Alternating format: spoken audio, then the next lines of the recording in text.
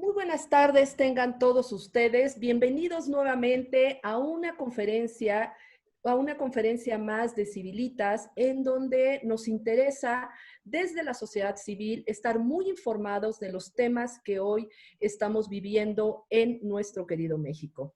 Ustedes ya les hemos explicado que Civilitas corresponde a un colectivo de varias organizaciones de la sociedad civil que lo que pretendemos es apropiarnos del espacio público a través justamente de la participación ¿No? ciudadana. Hoy tenemos un invitado muy especial, un muy querido amigo que para nosotros es un gran orgullo Nervioso y estar puedes hablar todo en orden, ¿verdad? luchando por México Todo. con él. El día de hoy nos va a hablar qué tenemos que hacer los ciudadanos para poder ganar las elecciones en 2021 y justamente lograr el equilibrio en el Congreso que hoy pues no lo tenemos, hoy es digamos que propiedad de Morena. Pues le dejo el micrófono a Francisco de la Torre para que nos haga el favor de presentarlos. Muchísimas gracias. Perdón, antes de pasarle el micrófono, les quiero pedir, ya saben que por regla de seguridad no tenemos prendido el chat, entonces les solicitamos si pueden hacer sus preguntas y comentarios al mail todosconmexico2021@gmail.com, al WhatsApp 55 44 03 04 44, y esta vez hemos implementado el código QR. Ustedes utilizan su cámara, cuando le van a tomar una foto al código QR, automáticamente los lleva al WhatsApp donde ustedes pueden hacer preguntas. Yo voy a cancelar mi cámara para que ustedes puedan tener todo el tiempo que quieran el código QR y así hacer las preguntas que deseen. Muchísimas gracias y sean bienvenidos. Adelante, Francisco, por favor. Muchas gracias, Denise, y muchas gracias a todos por estar esta tarde con nosotros. Es para mí un honor presentar a Ricardo Pasco, que es difícil sumarizar una gente con tanta experiencia nacional, internacional, vivencias en varios países, pero recordemos que Ricardo fue embajador en Cuba, ex jefe delegacional en Benito Juárez, es columnista de Excelsior, El Heraldo, y es coordinador nacional del Futuro 21. Ricardo tiene una experiencia local, estatal e internacional y siempre ha luchado por la democracia, y es un factor importantísimo que está buscando la unificación ciudadana, la unificación partidaria, la unificación de México para que construyamos juntos el México que todos soñamos. Bienvenido, Ricardo, te escuchamos con mucho interés y muchas gracias por tu participación. Muchas gracias, Francisco. Gracias, Denise, y a Civilitas la invitación a poder compartir con ustedes hoy en la tarde un rato. Voy a dividir mi presentación en 4 puntos. Uno, el escenario nacional. 2, los obstáculos que enfrentamos. 3, las oportunidades que esta situación nos ofrece. Y 4, lo que considero que podrían ser tácticas y estrategias frente a la situación que encaramos. En lo que se refiere al escenario nacional, para mí es muy importante enfatizar la dificultad del reto que tenemos enfrente. A veces se piensa que viviendo en una burbuja de personas que piensan como uno, like-minded people, todo va bien y esto va a ser un proceso muy fácil. Pero no es así. Enfrentamos un reto complejísimo, de la mayor dificultad, y yo me atrevería a decir de la mayor peligrosidad, porque si no tenemos un éxito importante, la república misma corre peligro. Entonces, no es menor esta situación que encaramos y debemos verla con frialdad, pero también con mucha determinación y decisión de avanzar en nuestro propósito de, en este caso, recuperar el equilibrio en la Cámara de Diputados el próximo año, que la Cámara de Diputados, con una nueva correlación de fuerzas, se convierta en un contrapeso efectivo al proyecto del Poder Ejecutivo, y de tal manera que el Poder Legislativo se asuma como constitucionalmente le corresponde en tanto contrapeso a los otros poderes. En lo que se refiere al escenario nacional, un primer tema que es necesario reconocer, que debemos asumir, creo yo, con bastante claridad y franqueza, es que el presidente retiene un reconocimiento popular importante. Sé que hay encuestas que lo han colocado de repente muy abajo, otras encuestas que lo colocan en una posición muy favorable, pero sin duda estamos hablando de un presidente que es enormemente resiliente a los vaivenes de la política, ha pasado su vida en la lucha política y es un presidente eh, más agitador y de activista social, incluso más que un ejecutivo federal gobernando para todos. Esta es la realidad. Es popular, mantiene un nivel importante de popularidad, lo cual le permite sentirse bastante confiado en los resultados del próximo año y veremos más adelante las otras razones que alimentan esa expectativa que tiene el presidente, pero debemos partir de esta idea para no suponer la existencia de un gran declive en su presencia, en su control político, en su popularidad. En segundo lugar, es cierto que su partido Morena está en un proceso de decadencia y decantación interna. Eso es cierto. Y Morena siempre en las encuestas está muy por debajo del presidente, siempre está en una situación interna conflictiva y además va a enfrentar ahora en esta elección a 4 de los 5 partidos que van a obtener registro. No me refiero en este caso a México Libre, que es un caso aparte, pero los otros 4 partidos vienen del CENTE, vienen del sindicalismo y viene del PES, del movimiento evangélico. Y esos 4 partidos que van a ser nuevos y que no pueden hacer alianzas, van a competirle a Morena sus votos y de alguna manera sus elementos, lo cual, como veremos más adelante, puede ser una ventaja para nosotros.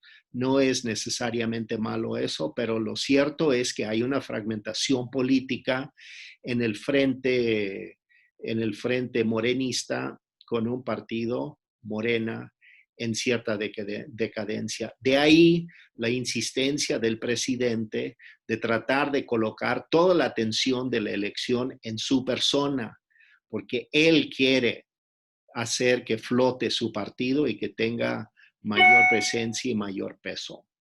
Independientemente de lo anterior, en las encuestas hemos visto que Morena se mantiene en una posición de favoritismo en muchas de las elecciones estatales y en la elección federal. Entonces, ahí hay un reto de capacidad y el ingenio de las fuerzas democráticas por diseñar estrategias adecuadas para abordar esta situación.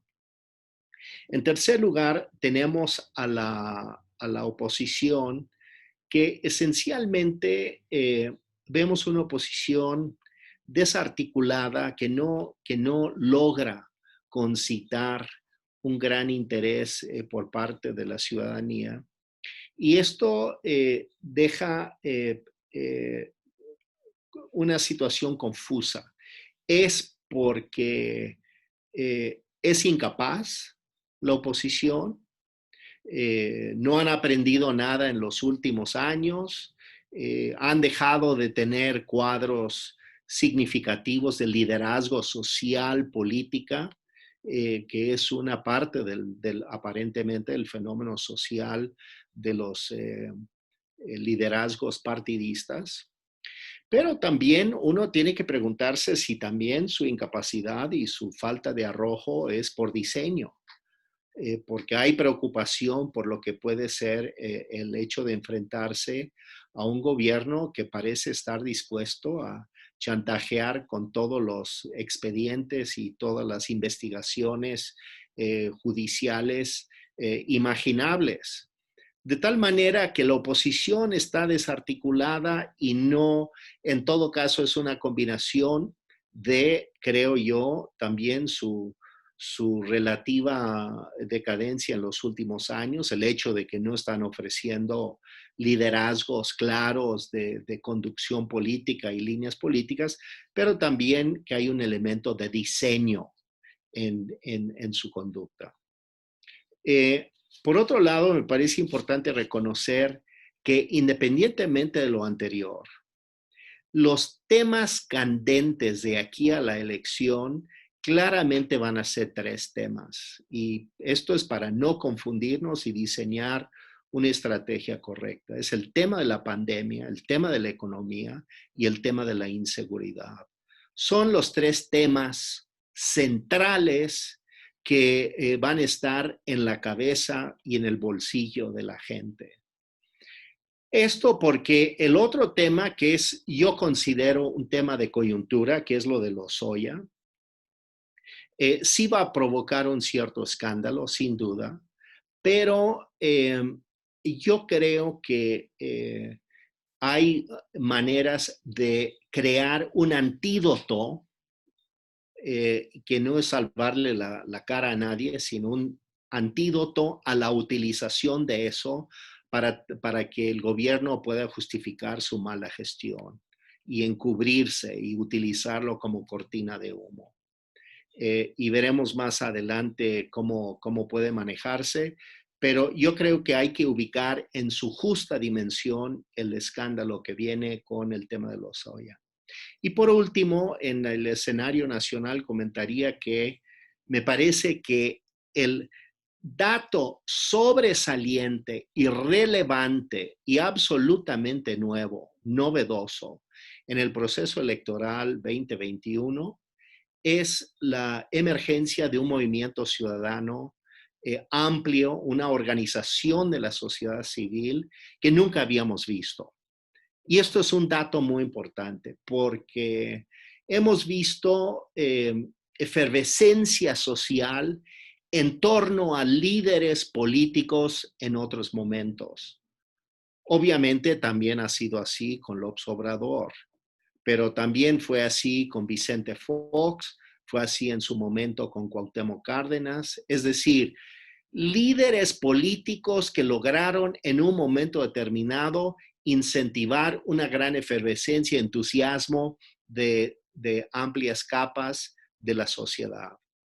La gran diferencia con lo que está sucediendo hoy es que esas efervescencias siempre se han dado en torno a candidatos presidenciales. Hoy estamos hablando de una elección intermedia, que siempre han sido las elecciones más aburridas de la historia del país, que son las elecciones más desairadas, son las elecciones donde uno se pregunta un día quién es diputado o diputada de mi distrito, no sé, no tengo la menor idea, y mucho menos sé qué es lo que haya votado o dejado de votar. Y sin embargo, esta elección intermedia no solamente está concitando un interés del movimiento ciudadano en un nivel histórico que yo nunca había visto, sino que es en torno a una idea. No es en torno a un líder, es en torno a una idea. La idea es que debemos recuperar el Congreso para darle equilibrio a la República y defender las libertades y la democracia y las instituciones del país. Es decir, nos motiva una idea, no una persona, no una plataforma política propuesta por alguien o un partido, sino una idea. Y esto me parece absolutamente relevante y que no debemos perder de vista esta gran importancia que tiene, porque además se están aglutinando, yo diría, por lo que he podido ver, millones de mexicanos en torno a la sociedad civil y sus múltiples y diversas organizaciones en pueblos, en municipios, en estados y a nivel nacional. ¿Cuáles son los obstáculos que estamos enfrentando a este proceso? En primer lugar, el gobierno ha creado un ejército electoral que está operando con todos los recursos del gobierno. Está operando según un estudio muy interesante que está publicado en un libro que describe perfectamente y muy minuciosamente la estructura de los llamados servidores de la nación. Es una estructura que opera desde la presidencia de la República con el hombre más poderoso del país después del presidente, que es Gabriel García Hernández. Un hombre, una persona no particularmente conocida por nadie o muy pocas personas, y sin embargo es el que maneja el 20% del presupuesto federal del país, porque a través de sus servidores se está repartiendo todo el dinero de todos los apoyos de todas las secretarías. Es decir, las secretarías no están repartiendo el dinero, lo está repartiendo Gabriel García Hernández y sus servidores de la nación. Y entonces ellos están repartiendo más de 400,000 millones de pesos en apoyos. Pero la operación misma de este enorme ejército, que son entre 25 y 30,000 personas, operando con salarios quincenales del presupuesto público que no están avalados por el presupuesto aprobado por el Congreso. Por lo tanto, operan en un estado de ilegalidad, básicamente. Están gastando en su operación y en su estructura alrededor de 600,000 millones de pesos al año. Es decir, estamos hablando de una operación electoral y un ejército electoral que tiene a su disposición, a través de la oficina de la Presidencia de la República, 1 billón de pesos. Es un monto extraordinario y es el ejército que está yendo repartiendo apoyos y georreferenciando en cada uno de ellos con sus smartphones dónde están las personas, cuál es su credencial de elector, tienen fotos de sus credenciales de electores y están viendo exactamente para asegurar que salgan a votar el día de la elección. Con esa confianza de tener este ejército controlando a más de 22 millones de personas, es que el presidente está muy confiado de que el próximo año él va a ganar las elecciones, porque tiene este ejército y está operando todos los días. Por otro lado, bueno, el papel del presidente en esto es hacer exactamente lo que hace, que es, él es la gran cortina de humo. Él es la cortina de humo. Él es el gran distractor. Es el que crea caos y confusión. Es el que ataca, el que acusa, el que polariza, el que critica, el que habla todo el tiempo. Pero en el fondo, él es el gran distractor. Él está creando la cortina de humo para que no veamos a su ejército electoral, para que todos pensemos en él. Y eso es lo que él quiere, que pensemos en él y que lo ataquemos a él y que lo convirtamos a él en el gran objeto de la discusión electoral. Entonces, en este sentido, se acomoda perfectamente el uso de Lozoya como un perro de ataque que va a seguir jugando las veces de cortina de humo. Por eso el presidente habla de Lozoya todos los días. Hoy en la mañana incluso se quejó en la mañanera de que está molesto porque siente que los medios de comunicación no crearon el impacto con el video de Lozoya en comparación con el impacto que provocó el famoso video de Bejarano recibiendo dinero de Ahumada. Seguramente todos ustedes se acuerdan de esa circunstancia. Se quejaba de que no, y entonces acusó a los medios de que estaban quitándole filo al asunto y que no lo manejaron como manejaron lo de Bejarano en su momento. Pero todo esto lo que está creando es un ambiente, una sincronía en un ambiente donde los resultados electorales pueden insertarse perfectamente en un ambiente de ilegalidad, por un lado, por el manejo del ejército electoral del gobierno federal, y por lo tanto de ilegitimidad. Y entonces nos plantea un reto muy grave, que es que quizás la jugada del gobierno es incluso estar dispuesto a jugar con la idea de que hay elecciones ilegales y legítimas, pero yo las gané. Entonces, el deseo de imponerse. ¿Qué oportunidades nos ofrece esta circunstancia, esta condición realmente muy compleja, muy difícil, muy tirante y de una sociedad muy polarizada? En primer lugar, hay un enorme desgaste en la ciudadanía por el mal manejo del gobierno. Tu Lo internet vemos. se nos está cortando, Ricardo, se nos está cortando un poco el internet, se está oyendo cortado. Pues estoy conectado, no sé qué decir. No, se escucha bien por acá, ¿verdad? Veo que... Ok, Adelante, una Ricardo. disculpa. Bueno, Se está escuchando bien. ok, Adelante, perfecto. Ricardo. Sí, parece que la conexión está bien de este lado. Primero, estaba hablando en el área de oportunidades, el desgaste del gobierno por el mal manejo de las circunstancias, que es más allá del ejército electoral, más allá de la cortina de humo que es el mismo presidente de la República, más allá de Lozoya, hay condiciones objetivas en la sociedad que no pueden borrar ni pueden ocultar.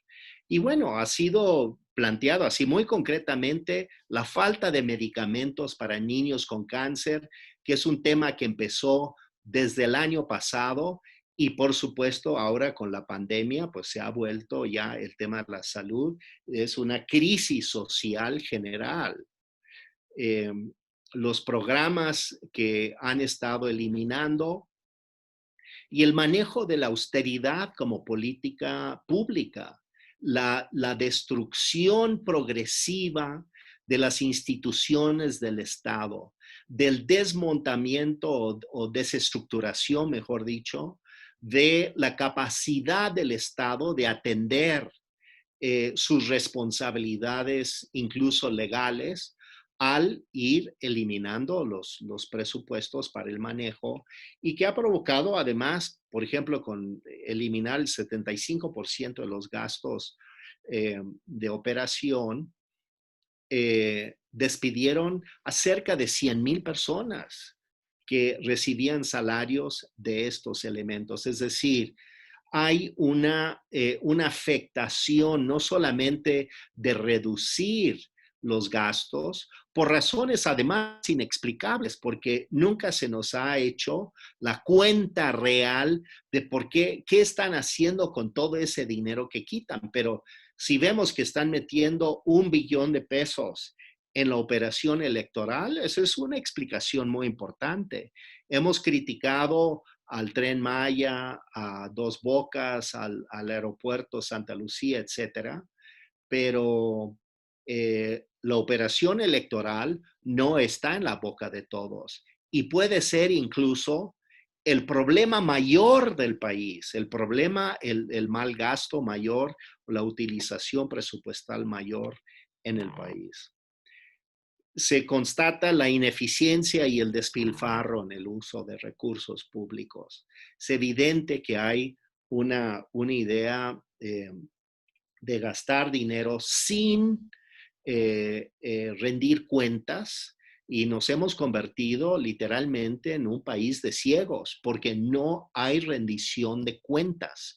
No sabemos ni quiénes ganaron los contratos, ni por qué ellos y no los otros, y tampoco sabemos exactamente cuánto va a costar, ni cuánto es lo que han gastado. No sabemos finalmente lo que se gastó para las reparaciones, para reparar a los inversores en el aeropuerto de Texcoco. No sabemos cuáles son ya los sobreprecios en las obras del Tren Maya, Dos Bocas y el aeropuerto. Es decir, somos un país ciego en materia presupuestal. No se nos rinde cuentas y hay una situación que habla de una gran ineficiencia, pero también de despilfarro de fondos y indudablemente regresamos a la era del capitalismo de cuates que están repartiendo contratos aparentemente a conocidos y amistades. Entonces, si vemos consistentemente el mal manejo de la pandemia, de la economía y de la inseguridad pública, estos tres problemas centrales otra vez vuelven a estar en el centro de la discusión y para nosotros son temas que tenemos que poder abordar. Por otro lado, pues van a estar surgiendo y ahí yo creo que hay una tarea para nosotros, las dudas sobre la legalidad y la legitimidad de las acciones del gobierno y especialmente vis a vis el proceso electoral que se avecina. No debemos dejar de señalar y observar el empleo ilegal de recursos públicos y la falta de legitimidad de acciones que no están claramente inscritas en las tareas del gobierno.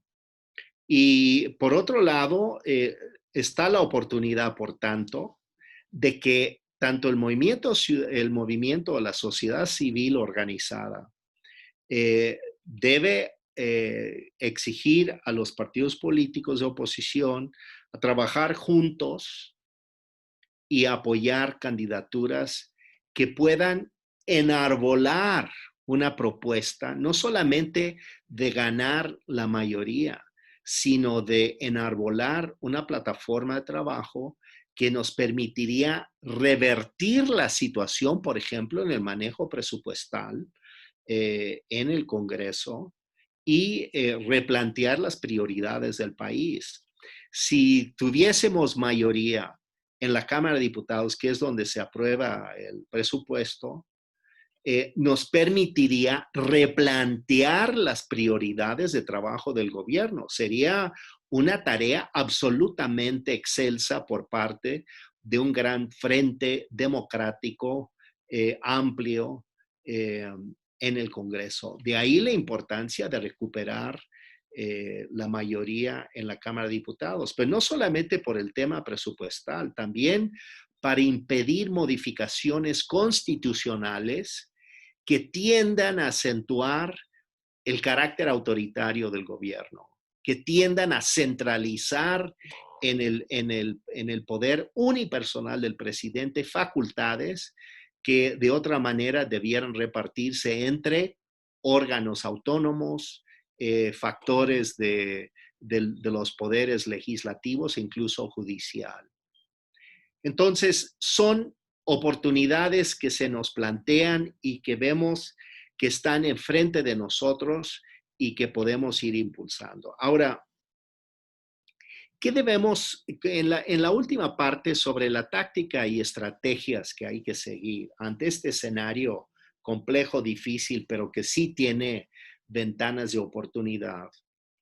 ¿Qué debemos hacer? Uno, creo que debemos pensar como sociedad civil en impulsar campañas y de involucrarnos en campañas que tiendan a la gran campaña. Es decir, campañas pequeñas que van armándonos para enfrentar la gran campaña del próximo año con éxito. Una de las campañas que creo que es muy importante es exigir la desaparición del ejército, de lo que yo llamo el ejército electoral del gobierno federal, es decir, los servidores de la nación.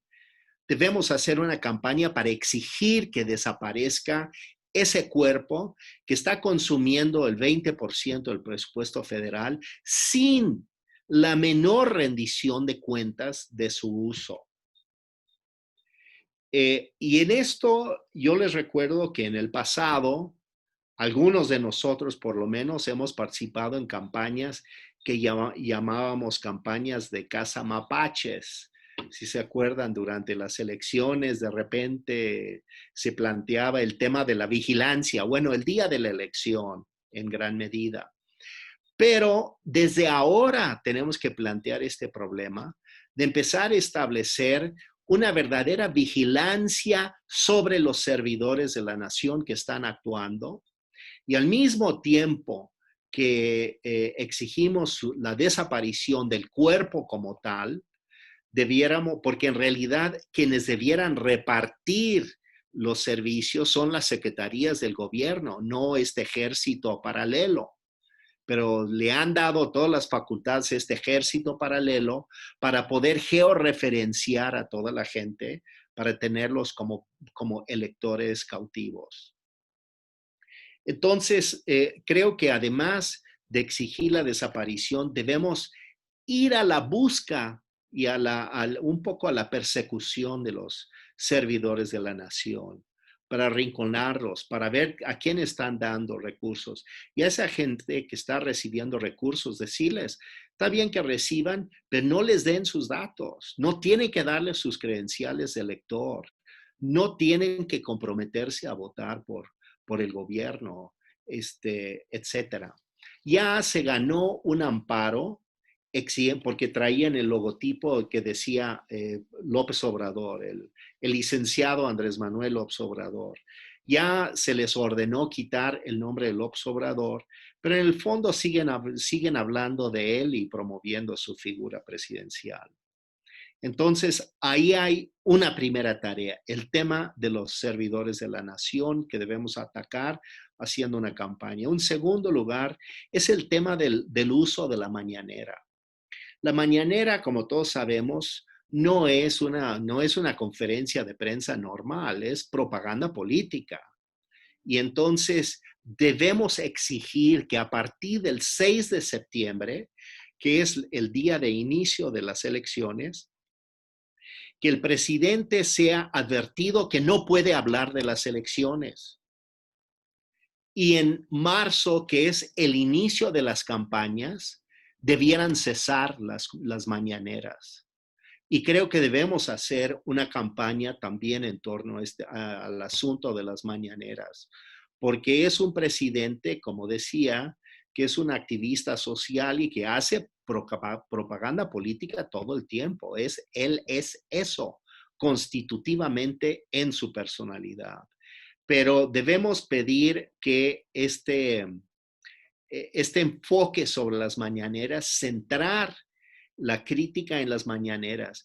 Y yo lo que digo ahí es que no es tanto cosa de hablar propiamente del presidente, sino de la institución llamada mañanera. Y decir, ya no deben ser utilizados como una plataforma para hablar de las elecciones y que en marzo debieran suspenderse por completo. Por otra parte, pactar desde ahora, y esto hay que pedírselo al INE, todas estas cuestiones, es que el INE le ordene al gobierno que no reparta más apoyos sociales a partir de marzo, que es el inicio de las elecciones, de las campañas. Y lo que pueden hacer en ese momento, hay modalidades, pueden entregar todo por anticipado, sería difícil evitar eso, o pueden suspender los apoyos en ese momento por completo. Habría que ver qué es lo que más conviene, pero el hecho es de que lo que me parece que es importante es que que existan acciones institucionales para controlar no solamente la verborrea y las acciones del gobierno, sino también su reparto indiscriminado de dinero. Por otra parte, me parece que debemos denunciar a Morena como un partido de Estado, no como una entidad de interés público, que es como legalmente están definidos los partidos, sino como un partido de Estado. Y esto por una razón, porque me parece que debemos empezar a cuestionar la idea de que México está enfrentando el peligro de una elección de Estado. Y estar enfrentando una elección de Estado es la vieja práctica que, bueno, algunos denunciamos desde toda la vida, otros no, pero bueno, de los que sí saben a lo que me refiero, y es que hemos denunciado insistentemente la cuestión de los de convertir una elección en una operación política del Estado para asegurar su hegemonía. Claro, teniendo a Bartlett ahí adentro, pues no es muy difícil imaginar cómo están haciendo eso, pues esa era la especialidad de la casa y por lo tanto para él es consustancial a su personalidad. Pero creo que es muy importante que pongamos en duda la legitimidad del Estado si no se corrigen estas cosas. Porque tenemos que señalarles de que no van a salir con la suya tan fácilmente. Y el movimiento ciudadano en esto tiene que ser muy enérgico porque no escucho a los partidos, francamente, siendo particularmente enérgicos en este asunto, cosa que lamento enormemente. No debemos hablar de López Obrador en lo personal. Debemos hablar de Morena o de acciones del gobierno o del Estado.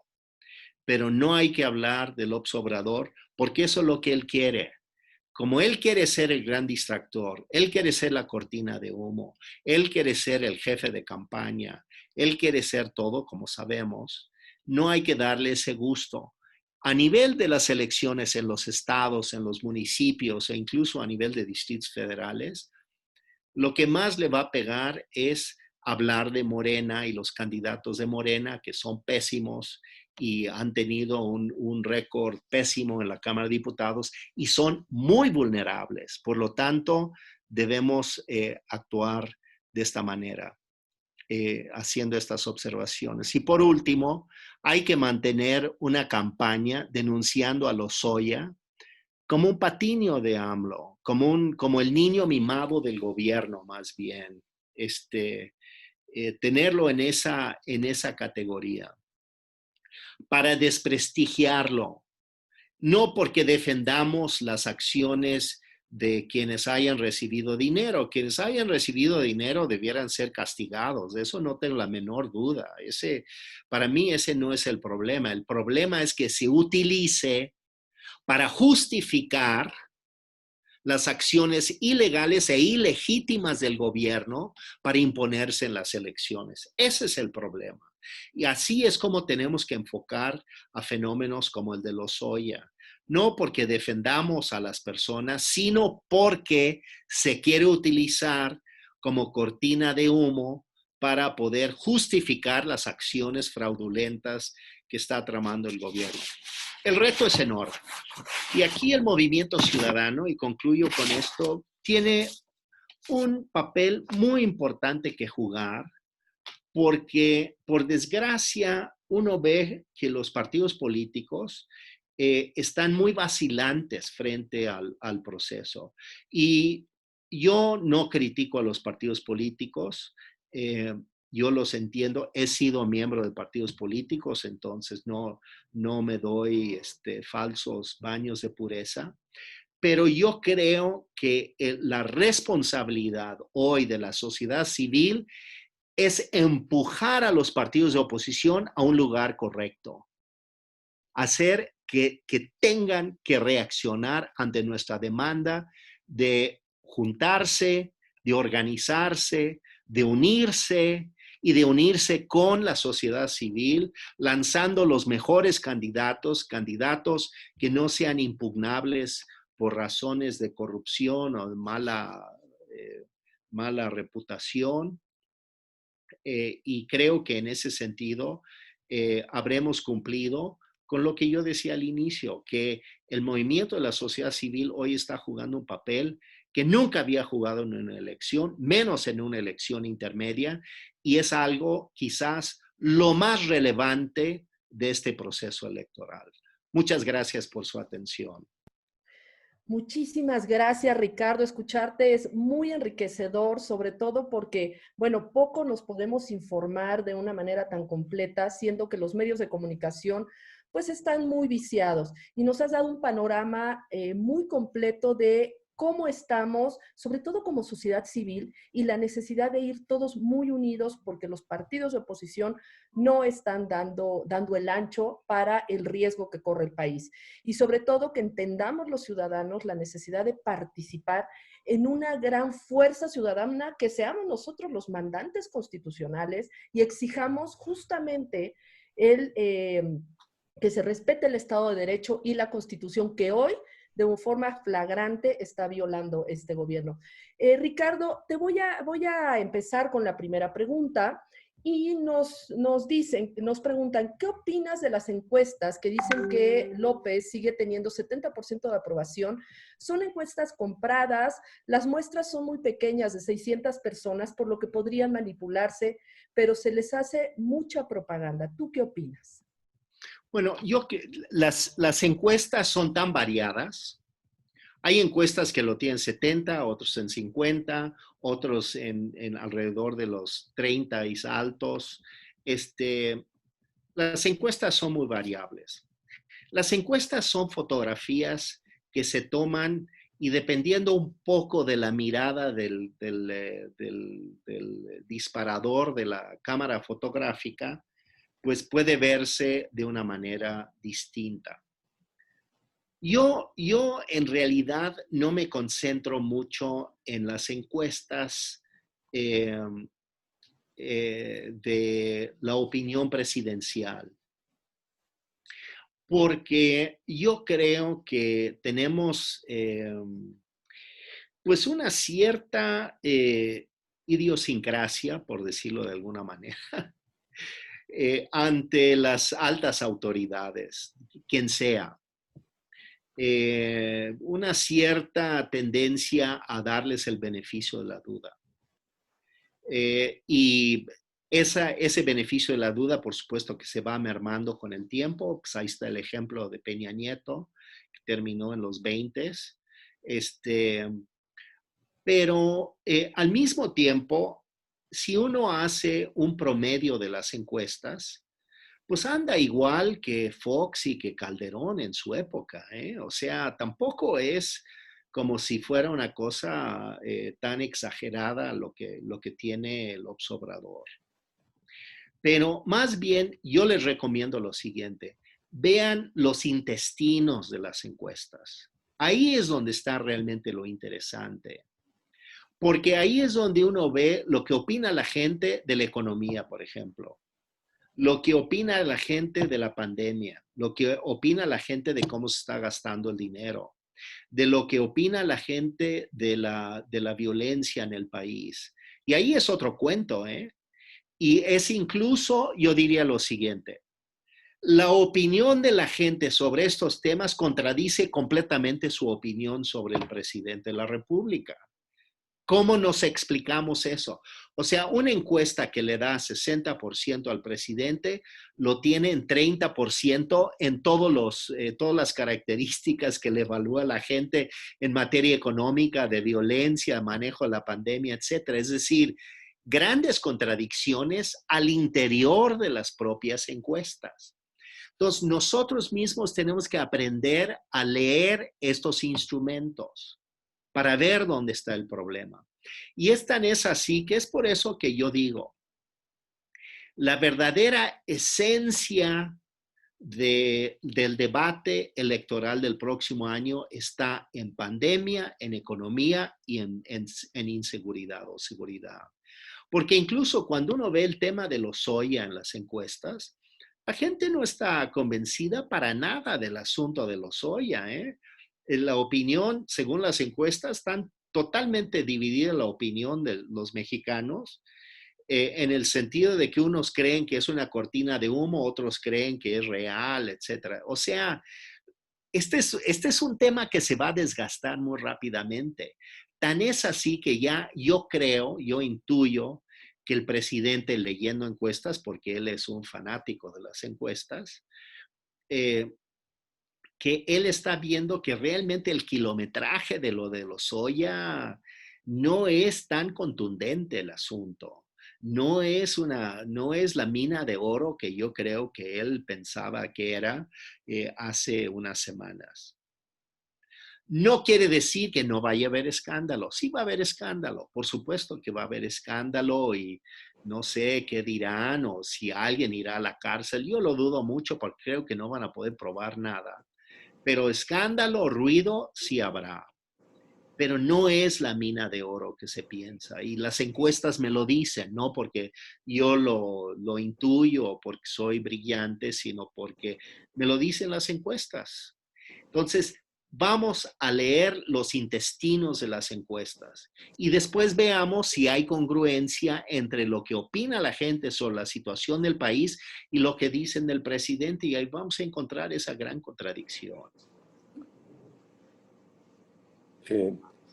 Ricardo, aquí tenemos una pregunta interesante y es referente al 6 de junio del 2021.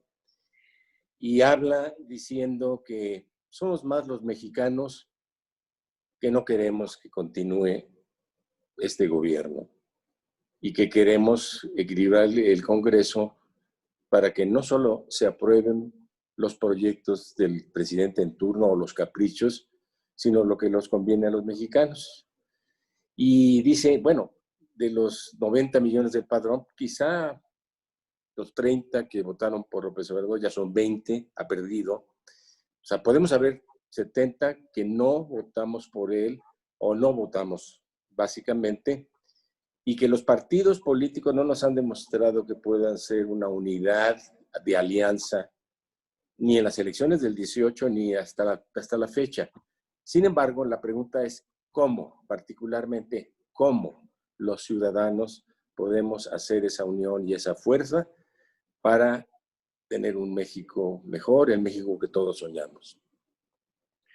Bueno, en primer lugar, discreparía con el primer comentario de que la mayoría de mexicanos queremos que esto cambie. No quiero decir que no sea cierto, pero tampoco estoy muy seguro que sea cierto. Es decir, las encuestas no me dicen eso. Entonces, y señalo esto porque sí creo que tenemos que ser muy, muy objetivos para no andar con ilusiones falsas de cómo están las cosas. La base social del morenismo o de Andrés Manuel particularmente sigue siendo muy fuerte y es un dato.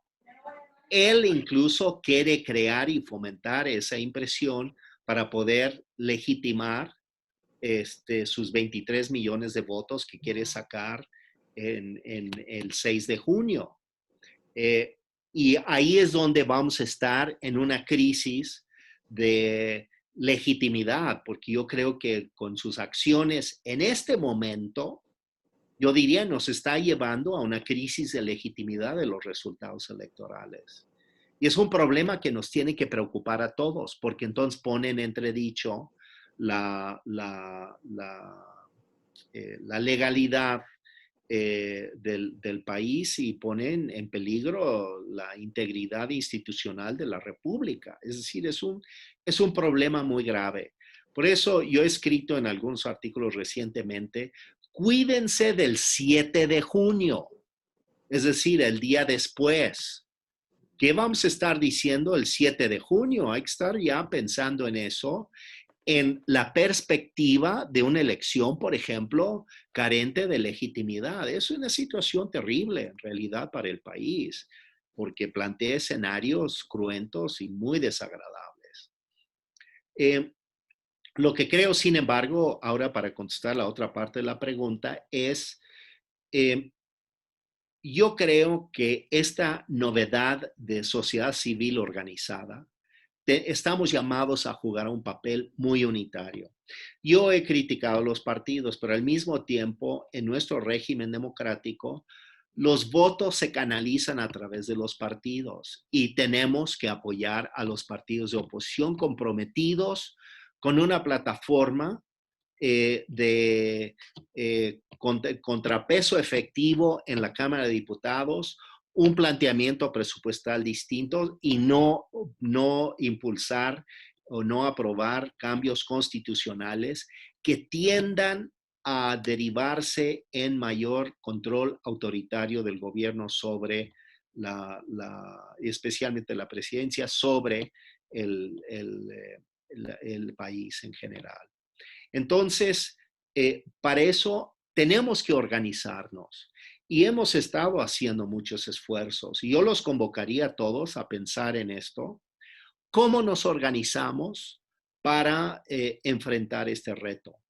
Yo creo que una de las primeras cosas es que tenemos que unir a las organizaciones de la sociedad civil, no en una sola organización, porque yo estoy convencido, y es una convicción mía personal, de que la gran fuerza del movimiento ciudadano hoy es precisamente su gran diversidad, que se representan organizaciones, hasta los chats, los WhatsApp, tienen que concebirse como organización ciudadana, donde la gente en sus WhatsApp están discutiendo el país. Están discutiendo lo que pasa. La gente está compartiendo sus angustias en los WhatsApp. Y otros han tomado un paso más adelante. Están ya organizando organizaciones para participar de una manera más intensa en la actividad político-social, vamos a llamarle así, para derivar en el proceso electoral. Nos tenemos que organizar, estamos llamados a esto y este es un llamado histórico.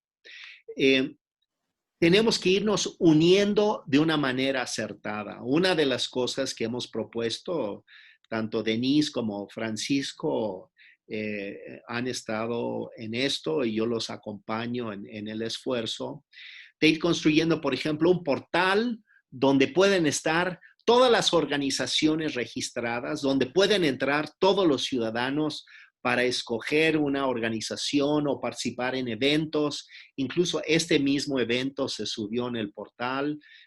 Otros eventos también se subieron y están subiendo todas las semanas, porque hay montones de chats todo el tiempo, como ustedes saben. Esta es nuestra riqueza. Este es nuestro valor agregado. Nosotros estamos haciendo una actividad que no hacen los partidos, como con esta afluencia ciudadana.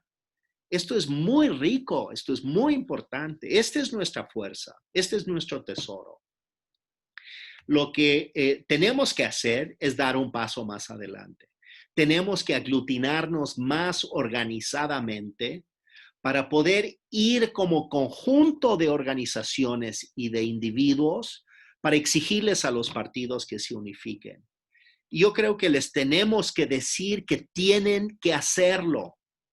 No es que a ver si se quieren o no quieren, o si lo quieren discutir o ver, o sus militantes internos dicen, yo no quiero juntarme con los otros porque llevo años peleando en contra de ellos. No. Esta es la hora no de las plataformas ideológicas, lo quiero decir con toda claridad. No es la hora de las plataformas ideológicas, es la hora de las causas.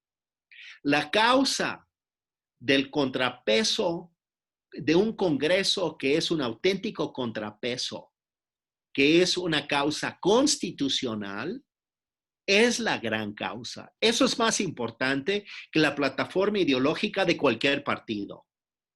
Del que me pongan enfrente, yo le diría eso. Entonces, eso es lo que nos unifica y eso tiene que unificar a los miembros de todos los partidos y a los miembros de la sociedad civil. Entonces, tenemos que identificar estas causas y decirles a los partidos, no me vengas con tu plataforma ideológica. Tú está bien, tú ahí tienes tu plataforma, ya la registraste hasta ante el INE, etcétera. Pero no es la discusión ahorita. Estamos en otra discusión. La discusión es cómo salvamos a la República. Y no estoy discutiendo temas valóricos en este momento. Estamos discutiendo cómo salvamos al país. Entonces, yo creo que ahí hay una serie de movimientos que se están dando y de hecho se están dando. Y yo mencionaba lo de Denise y Francisco, la creación de este portal. Y hay muchos otros esfuerzos que estamos haciendo y que se están nutriendo de muchas organizaciones. Vayamos por ese camino, abracemos esa ruta, vayamos a confluir en una gran conferencia ciudadana, en una gran congregación de todas las organizaciones ciudadanas. A mí me gustaría que en un día de septiembre todos nos pudiéramos unir de una u otra manera, ya sea virtual o incluso presencial, y decir, aquí estamos, y todos los que estamos aquí exigimos a los partidos políticos que se junten. Y convocamos a los partidos políticos el 1 de octubre para sentarse con nosotros. Digo, estoy inventando fechas, ¿no? Pero digamos, esta es la idea. Siéntense con todos nosotros y vamos a discutir cómo vamos a ir a la elección juntos. Esa es una sociedad madura, es una sociedad actuante, es una sociedad que sabe cómo defenderse. Y yo sé que la sociedad mexicana sabe cómo defenderse, aunque muchas veces no reacciona. Pero yo confío en esto porque, insisto, veo que hay interés insólito, como yo decía al inicio de esta plática, no por seguir a un líder, sino por seguir a una idea. Y eso me parece extraordinario. Es de una riqueza intelectual, política, cultural extraordinaria. Debemos abrazar esas ideas y caminar juntos en esa ruta. Ricardo, me encantó parte de lo que acabas de decir todo esto, pero empezaste diciendo que dudas de que la mayoría no quiere a López Obrador, de que de que probablemente la mayoría sí lo quiere, ¿sí? O la mayoría, según las encuestas, sí lo aprueban y todavía votarían por todos ellos. Entonces, el que nos juntemos todos y todo mundo se junte en todo mundo, igual no tendrías una mayoría para cambiar el futuro de esto, ¿no? O la votación, o para que hubiera más votos, o un contrapeso. Una de las maneras es los periódicos, los medios, los WhatsApp, todo. Pero eso siguen llegando a la misma gente que ya está en contra. O sea, todo sigue siendo en contra y el que lo recibe pues ya está en contra, no hay que convencerlo. ¿Cómo lograr, ¿sí?, que convencer a muchos que están a favor de López Obrador de que es el camino erróneo, de que hay que darle más pluralidad? A lo mejor no es el camino erróneo, a lo mejor es, oye, hay que hacer contrapesos para que no sea un líder único, sino que haya definición. ¿Cómo lograrlo? Porque el que te lee a ti, igual te lee y sabe que es en contra de ciertas políticas. ¿Cómo llegar al que no te lee, a los demás y a todos ellos, para que cambien opinión, o por lo menos para que abran ojos, o por lo menos decidan diferente en ese sentido? Porque eso es a quienes tenemos que llegar de alguna manera. Sí, no, es importante lo que preguntas, Isaac, porque sí es un poco la pregunta de los 66 mil millones, trillones, billones de pesos o de rublos, no sé, Mientras no sean pesos bolivarianos, pesos venezolanos, todo bien. Sí, bueno, ahí sí cabrían, ¿eh? Ahí sí cabría el pensamiento. Mira, yo creo que vayamos a las encuestas otra vez. ¿Qué es lo que tenemos que leer en las encuestas? Si uno ve el historial de las encuestas en los últimos 2 años, hace 2 años la columna de los indecisos era irrelevante.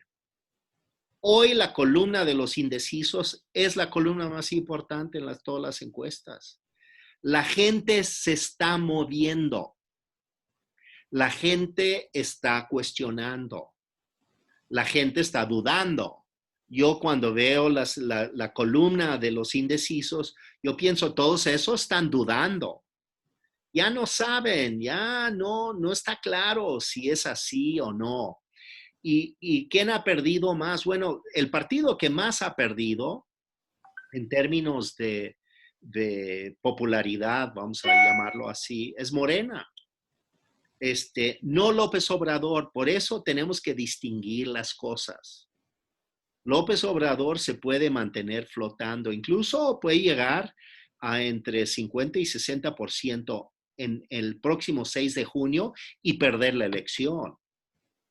O sea, eso es absolutamente factible. Entonces, por eso digo, tenemos que saber qué buscar en las encuestas. Yo cuando veo las encuestas, lo primero que busco es la columna de los indecisos. Quiero saber cómo andan. Y lo que yo veo es que es muy importante cómo se están moviendo esos indecisos. Yo estudié con mucho cuidado una encuesta que hizo una organización siguiendo, después de las elecciones del 18, siguieron con mucho cuidado las simpatías de las personas. Y lo que quedó clarísimo era que después de 1 año y medio, las mujeres especialmente se estaban desencantando con López Obrador. Se movieron primero de apoyo duro, llamémosle así, porque así venía en la encuesta, a un apoyo muy blando, es decir, ya como que dudando. Y después de cierto tiempo pasaron de plano a la columna de los indecisos. Y eran mayoritariamente mujeres quienes habían movido en su opinión sobre el Obrador. Pero se estancaron en la columna de los indecisos. ¿Por qué razón? Porque no ven una alternativa, no ven una opción clara después de eso. Entonces, y la gente no se va a aventar al precipicio. Entonces, a donde sí se puede aventar la gente es al abstencionismo. Y ese es un problema porque nosotros queremos evitar eso. Nosotros queremos que la gente activamente participen en la elección cambiando su parecer. Que la elección sea también querámoslo o no, una evaluación de los éxitos o fracasos del gobierno de la cuarta de López Obrador. Entonces, tenemos que ser convincentes. Yo lo que creo es que quien tiene más capacidad de convencer a los indecisos ahorita somos la sociedad civil más que los partidos políticos. E insisto, no quiero envenenar sus mentes en contra de los partidos, porque necesitamos a los partidos, absolutamente. Que quede muy claro, quiero ser enfático en esto. Pero una cosa es criticar los partidos y otra cosa es reconocer que son absolutamente indispensables en esta pelea. Y eso quiere decir PRI, PAN, PRD, Movimiento Ciudadano y México Libre. Porque México Libre va a tener también, con las dificultades legales del caso, pero van a estar participando en esta elección. ¿Cómo construimos como un tejido viable para que todos puedan votar por unos y no cruzar los votos y estar perdiendo votos frente a Morena?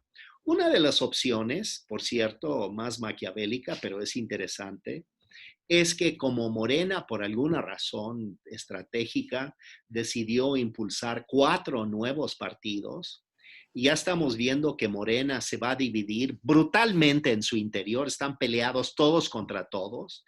como tradicionalmente revolucionarios contra reformistas, pero también yo diría corruptos contra puros, etcétera, etcétera. Cualquier cantidad de categorías que pueden aplicarse en ese caso, aunque creo que no hay puros, pero bueno, en fin, supongamos que fuera el caso. Pero el hecho es de que, ¿qué van a hacer los que no quedan como candidatos en Morena? Van a ir a los otros partidos. Y eso va a dividir y debilitar los votos de Morena, porque van a ser 4 partidos que dicen que están aliados bueno, al presidente más que a Morena, pero sí al presidente. Es decir, se puede, con una táctica inteligente, podemos lograr la superfragmentación de los votos de Morena, si somos inteligentes y sabemos cómo lograr eso. Entonces, hay cosas de operación electoral y de estrategia que podemos hacer. Pero ahí tenemos que incidir con los partidos, tenemos que convencerlos y tenemos que hacer que vean, yo sé que lo saben, ellos saben cuál es su situación, ellos saben de la necesidad de esto, sin embargo se resisten. Se resisten por presiones internas, por sus grupos internos, por múltiples razones. Pero lo que nosotros tenemos que hacer es empujar la agenda de la unidad y lograr que ese sea el gran valor ético de esta elección que viene. Y creo que estamos en condiciones de lograrlo y de avanzar de manera importante en esa ruta. Entonces, Isaac, no evado tu pregunta porque es muy importante. Pero lo que quiero decir es que la ecuación es compleja. ¿Cómo los convencemos? Vamos primero sobre los indecisos y les tenemos que dar una idea de que sí hay una opción diferente posible y de que hay alternativas y la vida no termina con el gobierno actual. Que viene vida para largo y que hay maneras mucho más eficientes. Y entre otras cosas, de que hay la posibilidad de recibir apoyos sin tener que comprometerte a un acto de servitud, de servidumbre, dando tu voto al gobierno si no quieres hacerlo. Entonces, lo que creo es que tenemos que encontrar esas vetas de cómo convencer a la gente de avanzar en esta ruta, ¿no? Muchas gracias, Ricardo. Están preguntando mucho por el portal, que dónde se inscriben, que cómo pueden incorporarse. También están, hay comentarios de Ricardo, ayúdanos a integrarnos, ayúdanos a sumarnos. También comentarios sobre la necesidad de que la gente vaya por su credencial de elector y cómo motivar a la gente para que vaya a votar. O sea, porque eso ya es una motivación interna. Por más de que la sociedad civil hagamos campañas, hagamos muchas cosas, ¿cómo motivar? Sobre todo porque hay un gran desconocimiento de la necesidad, de lo que se está poniendo en riesgo y sobre todo sabemos que en las intermedias la gente, pues realmente muchas veces hasta se le pasa de largo la elección y no saben que hubo elecciones, justamente porque no es una elección para presidente. Entonces, ¿cómo hacerle? ¿Quieres que ponga en la pantalla la página de Por México para que la gente la conozca y tú les puedas explicar? Sí, yo te pediría que lo hicieras Con todo gusto. Claro que sí. y haría esta explicación.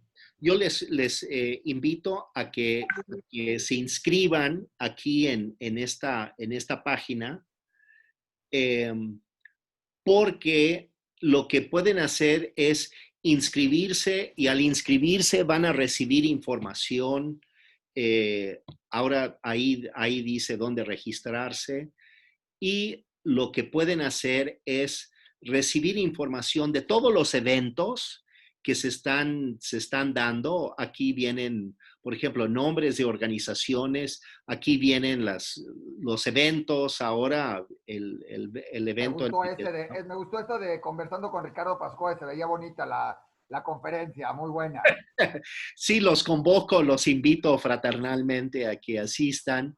Nubarrones, dos de Futuro 21, etcétera.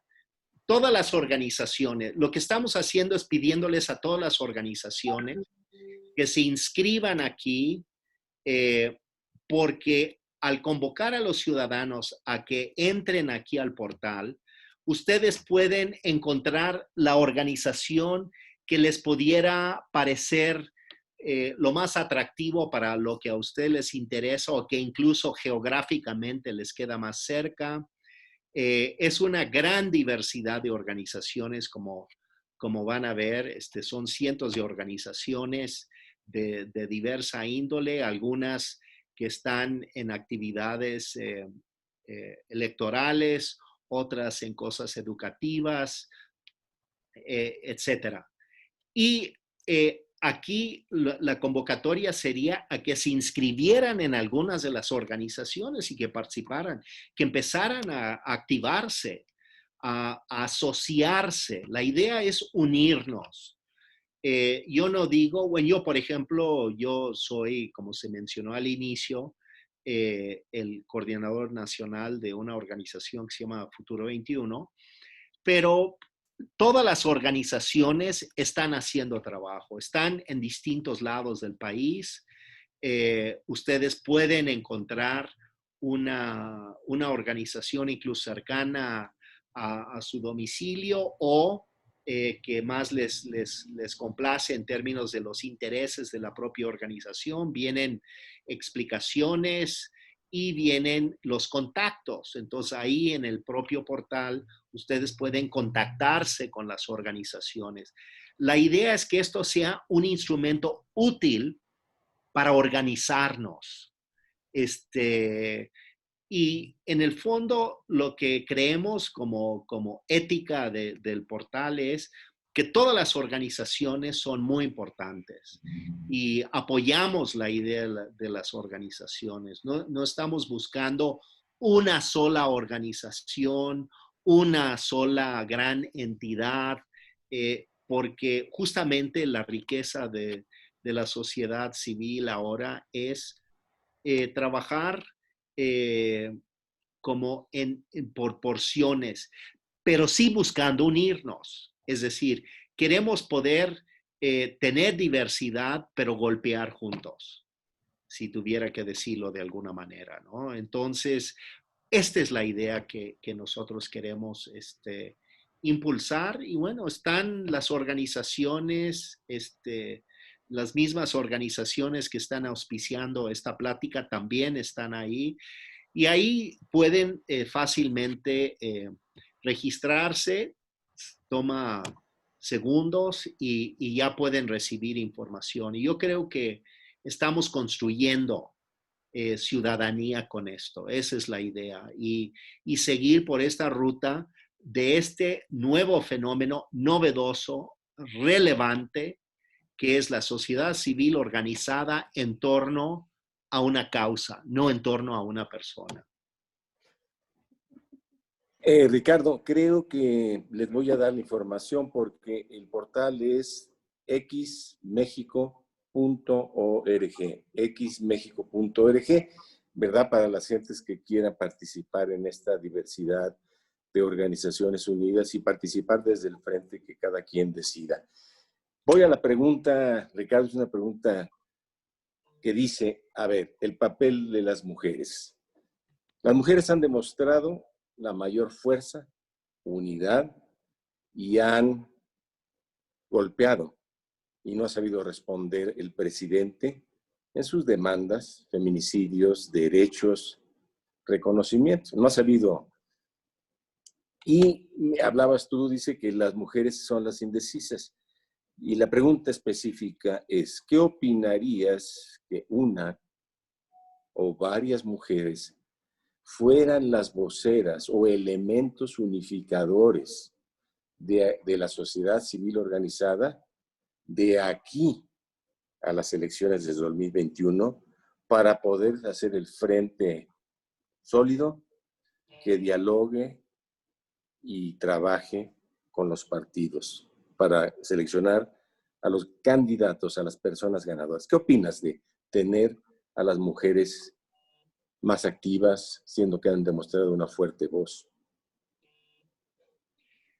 Sí, bueno, me parece importante la pregunta. He tenido una posición sobre esto, entonces la voy a sostener aquí en esta charla con ustedes que conocen tanto Denise como Francisco sobre este asunto.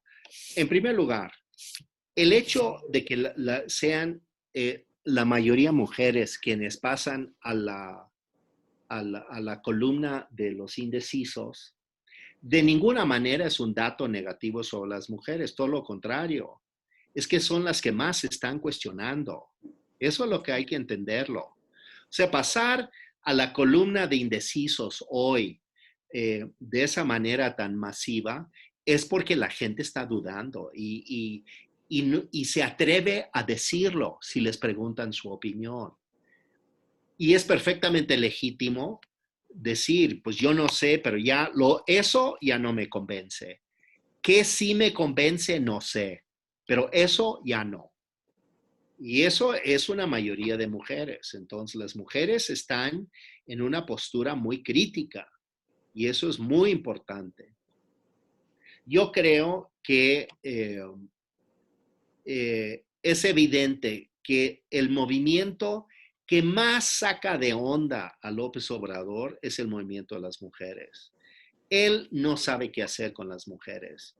Sospecho que hay algo más profundo ahí, pero no entraré en temas psicológicos, pero no puede.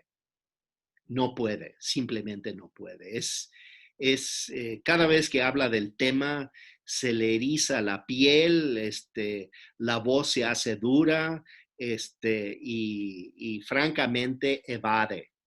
Entonces, desde el punto de vista estrictamente de una provocación maravillosa, me parece que quienes debieran encabezar el movimiento de las voceras son mujeres. Me parece que eso sería excelente.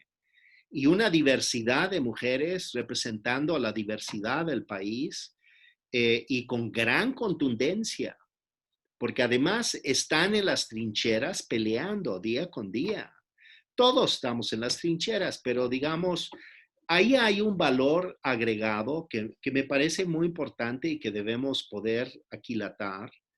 Eh, y no me parece mal que los hombres demos un paso atrás, francamente.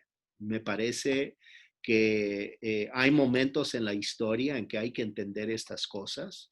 Eh, en la historia griega hay reminiscencias de las mujeres guerreras que encabezaron las grandes batallas y que fueron las más valientes y que fueron las tropas de avanzada en guerras. Y yo creo que así debiera ser hoy en México, ¿no? Yo creo que las mujeres, con lo que hicieron el 8 y el 9 de marzo, me parece que mostraron, bueno, una potencia absolutamente impresionante.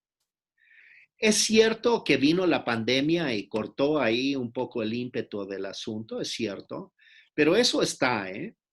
O sea, eso no terminó ahí. Eso está y está esperando brotar de nueva cuenta y debiéramos darle el lugar y yo creo que es muy potente. Entonces, Francisco, ante tu pregunta, yo diría, pero absolutamente de acuerdo con la idea de que den por la fuerza a las mujeres, por su compromiso, porque veo que son muy críticas, como masa crítica, creo que son más críticas que los hombres, francamente, y además me parece que es una provocación maravillosa y hay que andar provocando también. La provocación es parte de la política y parte del quehacer que tenemos que hacer para hacer que la gente piense y que la gente salga un poco de su rutina de comodidad y que piensen ya o en su área de confort, como dicen, para tomar la decisión de que las cosas tienen que ser de otra manera. Sí podemos derrotar a Morena en las próximas elecciones si trabajamos. ya vimos cuál es el problema. Yo por lo menos digo que creo que he expuesto más o menos lo que creo que es el problema. No es un misterio guadalupano, con todo respeto a Guadalupe, pero no es un misterio. Es un problema muy palpable que podemos derrotar si somos inteligentes en lo táctico y en lo estratégico. Y ahí es cosa de organizarnos y actuar, ¿no?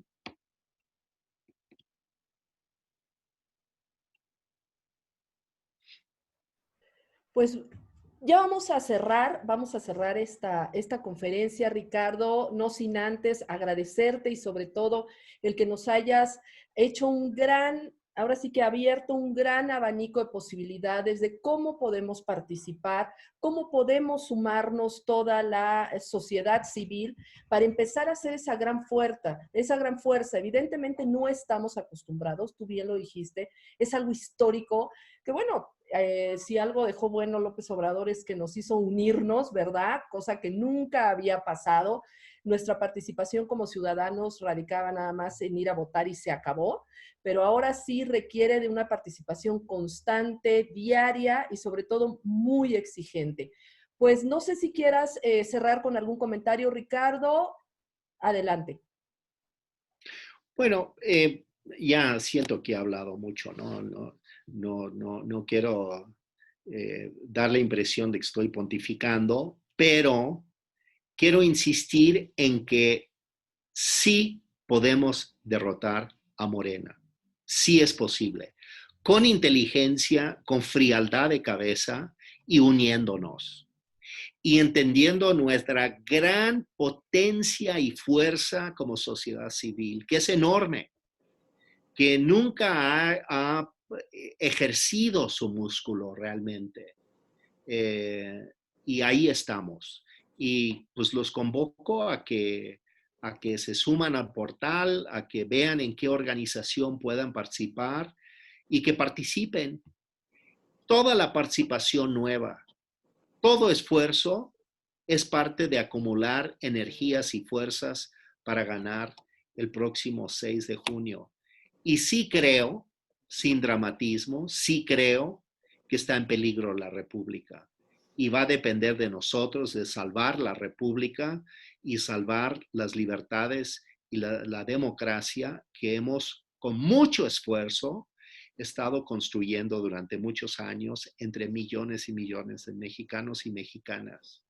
Entonces, pues les agradezco y les felicito por el esfuerzo que ustedes están haciendo y por los organizadores que nos convocaron a este evento. Denise. Francisco, bueno, entonces les vamos a pedir, como siempre, si son tan amables, les vamos a abrir el micrófono. Como siempre, es como ya tradición, Ricardo, que puedan despedirte como te mereces, con un fuerte abrazo. Si gustan abrir sus micrófonos, ya pueden hacerlo y darle a nuestro invitado un fuerte abrazo. Bravo. Gracias, Ricardo. Muchas gracias. Gracias. Muy interesante, bravo. Un privilegio. Muy bien, bravo. Ir juntos. Muchas gracias. Excelente. Saludos de Baja California Sur. Gracias, desde Monterrey. Gracias. Maravillosa conferencia, sí. Gracias. Muchísimas gracias por la conferencia. Gracias. Gracias desde Querétaro. Saludos desde Guanajuato. Gracias. Querétaro presente. A trabajar todos. Trabajar. Muchas gracias, Antonio, por invitarnos. Adiós. Muchas gracias. Saludos del estado. A los organizadores. Hay una ¿verdad? Sí, Esta la de Puebla. Bravo, muy bien. Bravo. Gracias. Gracias, Ricardo. Muchas gracias a ustedes. Gracias, Ricardo. Gracias. Gracias. Dios. Gracias, Ricardo. Dos. Nos vemos, profesor. Gracias. Dos. Muchas Buena gracias, tarde. Ricardo, en verdad. Ay, lo conozco. Yo creo que no sabes. No, no he salido. Somos ¿Qué vecinos. hora? Ay. ¿Sí? Aquí estoy. Aquí estoy. ¿Dónde es así? Ah, mira. Gracias, Ricardo, en verdad. Nos estamos viendo. Los invitamos a los que quedan el jueves. Estamos con Carlos Alarraqui. Muchas gracias por su presencia. Nos vemos, Ricardo. Gracias, Denise. Adiós. Gracias, Denise. Gracias. Gracias. Muchas gracias a todos.